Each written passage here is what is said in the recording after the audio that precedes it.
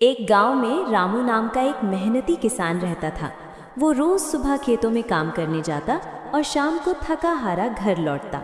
उसके पास ज्यादा जमीन नहीं थी, लेकिन वो अपने छोटे से खेत से ही अपने परिवार का पालन पोषण करता था। रामू स्वभाव से दयालु और सच्चा इंसान था।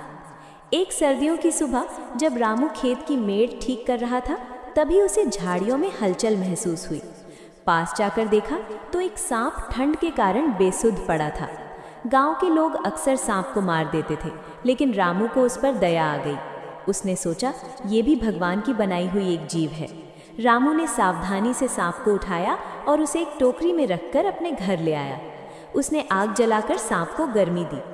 कुछ समय बाद सांप को होश आ गया।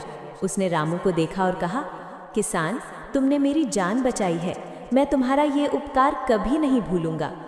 इतना कहकर सांप जंगल की ओर चला गया। कुछ दिनों बाद रामू की फसल खराब हो गई और घर में खाने तक की कमी हो गई। वो बहुत चिंतित रहने लगा।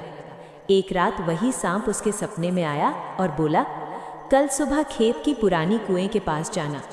अगले दिन रामू जब वहां पहुंचा तो उसे मिट्टी में दबा एक घड़ा मिला जो सोने के सिक्कों से भरा था। रामू ने उस धन का सही उपयोग किया।